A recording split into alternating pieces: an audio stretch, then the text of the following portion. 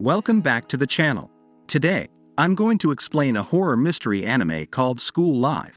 Watch out and take care. As a girl sleeps deeply on the floor, a cute little dog named Toromaru starts licking her up like she's breakfast. This wakes her, and she gently scolds the dog. But when she realizes that she's running late for school, she immediately gets ready. This is Takaya Yuki, your typical cute, naive, and easygoing anime schoolgirl. She closes the resource room door, which is her converted sleeping quarter. So she lives in school? The girl enthusiastically runs along the hallway, greeting the many students she passes by. Recently, Yuki's been loving going to school, and her favorite part of it is the school living club. Upon her arrival at her club room, she greets the three other girls who make up the school living club. First up is Kurumi, who's currently cleaning a shovel. Nothing unusual here. Next is Miki, and she addresses Yuki as her senpai. Finally, there's the club president and acting mom of the group, Ri. While cooking something by the stove, she reprimands Yuki for sleeping in. When asked about her shovel, Kurumi blushes, and a proud smile creeps onto her face. She calls Yuki naive and starts rambling about the shovel, calling it a weapon with the highest kill ratio in the First Great War. But Yuki isn't the least bit interested and starts a conversation with Miki, or Mi-kun, instead, who tells her to not call her that. Still ignoring the rambling Kurumi, Yuki mentions that she almost forgot to go to the club room and almost went home. Luckily, a certain big sis Megumi stopped her. Miki reminds her to thank Megumi and comments on how forgetful she is. After a while, the girls start eating Ri's spaghetti, along with the ever-playful Toromaru, who's a little too eager to chow down. But since he's scared of Ri, he quickly settles down. Yuki's spaghetti speedrun gets interrupted when Ri reminds her that it's almost time to go to class, making Yuki flustered as she remembers that she's the class helper for the day. She bids everyone her goodbye and rushes out the door. While bidding her goodbye, Miki notices something different. She looks at Toromaru's bowl but doesn't see the dog nearby. Yuki is back in the hallway, running to class and thinking about how much she's been loving school recently. It sounds weird, but school is awesome, she says.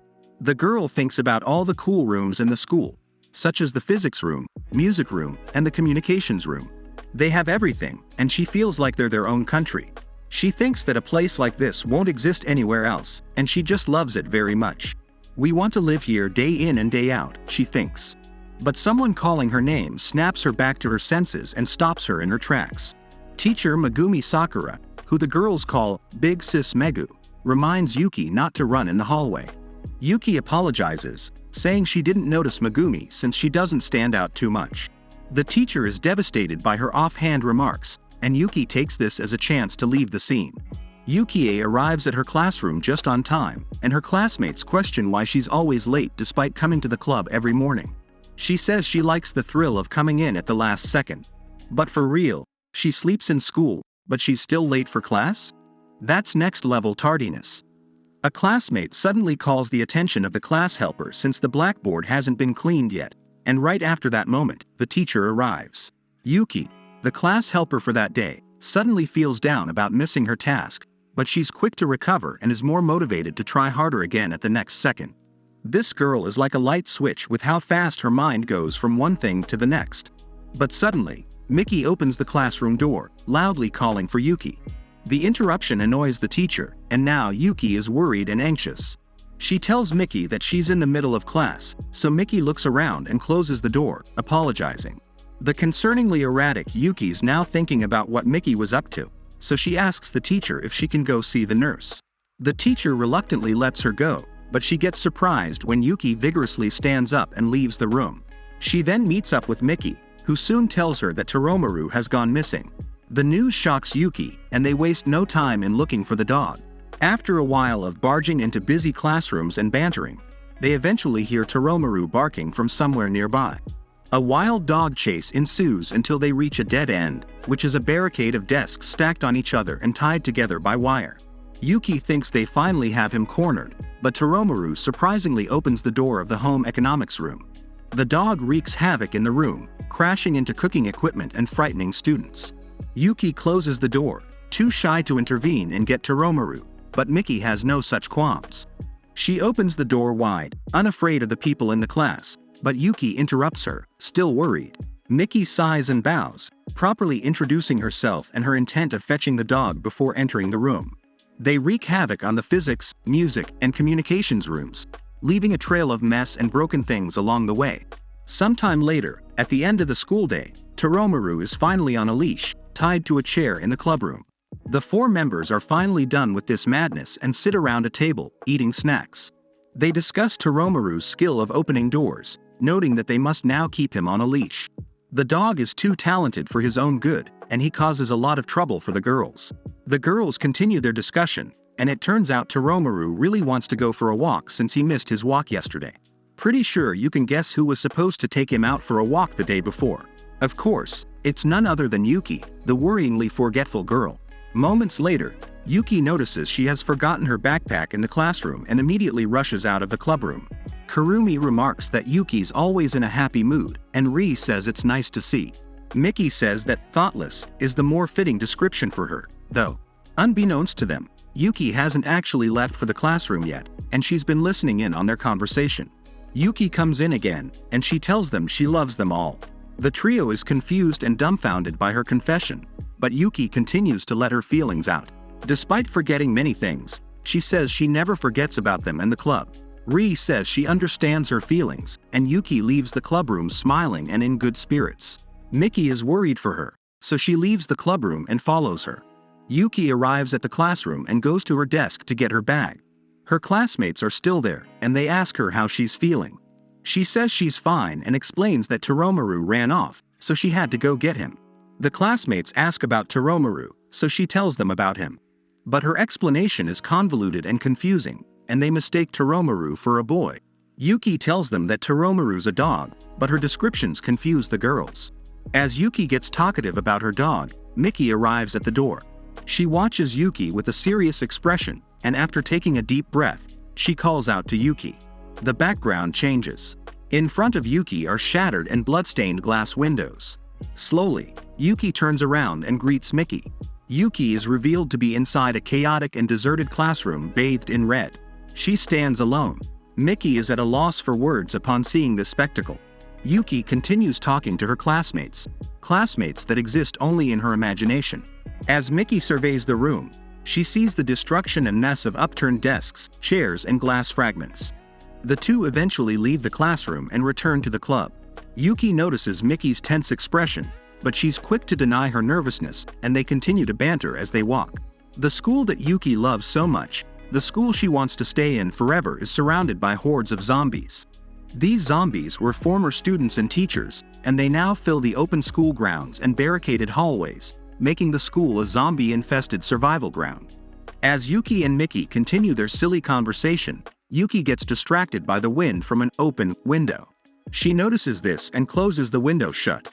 Although every window technically is open since they're all shattered, she doesn't seem to see this. Smiling and staring off into the distance, she enjoys the breeze of the wind for a brief moment before leaving to catch up to Miki, who has already gone ahead. In a flashback, Kurumi remembers a memory of spring just right before the zombie attacks.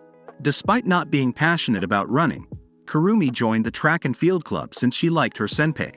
Kurumi and her senpai formed a friendship, and she thought those beautiful days would go on forever. However, one time, when the two were alone on the school rooftop, everything changed. Kurumi noticed her senpai slowly reaching for her arm and finally grabbing it. She looked into his eyes and saw darkness and a sinister aura. Her senpai had become a zombie. The flashback ends as the senpai, now a zombie, screams at her. Kurumi suddenly wakes up, frightened, breathing heavily and checking her surroundings. The other school living club members are asleep beside her. Yuki is the only one left in the sleeping quarters the following morning. Miki opens the door, calling out for her senpai, but Yuki doesn't budge.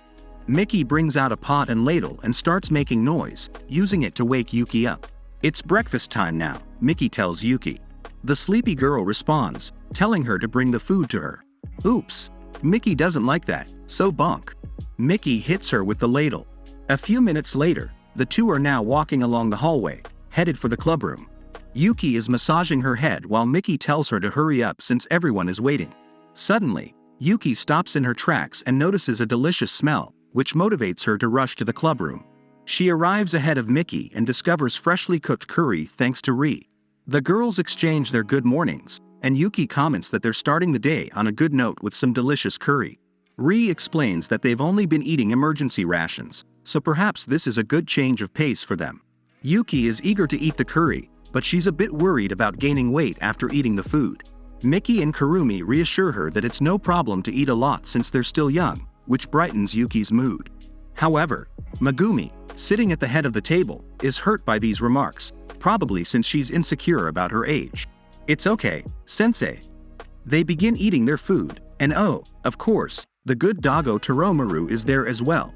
After eating breakfast, Yuki says that she's off to class. Megumi then invites Yuki for a one-on-one study session, and Yuki stands up in excitement, thinking about the fun between them. "Ayo, what?" Kurumi interjects that Yuki probably doesn't even plan on studying, hinting at her lazy nature. But Yuki denies this immediately. A few moments later, Yuki and Megumi leave the clubroom, heading off for their one-on-one class. Kurumi, Miki, and Ri remain in the clubroom. Miki suddenly begins talking, telling the other two about Yuki talking to herself in the classroom. Miki suggests they should do something about it, fearing for Yuki's life, but Ri thinks otherwise. There isn't any danger for Yuki, and she thinks it's better for Yuki to believe and remain in her bubble of a happy and normal life, considering the circumstances. They'll just keep an eye on her instead of directly interfering. Miki agrees, but Kurumi doesn't say anything. Kurumi then stands up and makes her way out. Slinging her shovel over her shoulder, she says she's going out on her morning patrol now, and the two remaining girls tell her to take care. Sometime later, Yuki and Megumi are engaged in their one-on-one session inside a classroom. Yuki sits alone as Megumi writes questions on the blackboard. Megumi then calls Yuki's attention and asks her to solve a few problems. Yuki reluctantly stands up and answers the questions. Impressively, she gets all the answers wrong. In the next scene, Miki and Ri have just finished organizing their supplies in the clubroom. Ri hands Miki a cup of coffee, and she asks her how long she thinks this whole thing, the zombie problem, will go, hoping it's just isolated to their city. Miki believes otherwise, saying it could be nationwide. Well, damn. But Ri is a bit optimistic since she thinks it's not happening worldwide. Help will come eventually, she says. But seriously, they could be in some deep crap for a long time since they're stranded with limited supplies. Anyway, Kurumi, now in front of the barricaded hallway, is eyeing one nearby zombie on the other side. She thinks she can handle one, but hesitancy creeps up on her. She reminds herself they're not humans anymore, strengthening her mentality. She climbs over the stack of desks and throws a ping-pong ball down the hallway to distract the zombie. She goes down, and as the zombie remains distracted, she quickly strikes its head with her shovel. The zombie falls down, and Kurumi's about to finish her off, but she hesitates again after seeing the zombie's cell phone. The zombie almost grabs hold of her during her trance. But Kurumi snaps out of it in time, attacking it with her shovel while screaming her battle cry.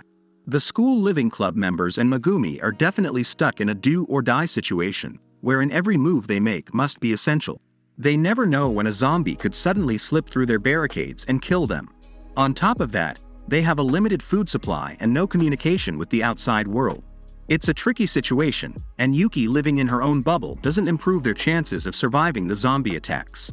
It's hard to see where this could go at this point. But one thing's for sure, they'll all have to work together to stay alive. Thanks for watching this recap. Don't forget to leave a like and subscribe to ES Anime if you haven't already. See you on the next one. Bye.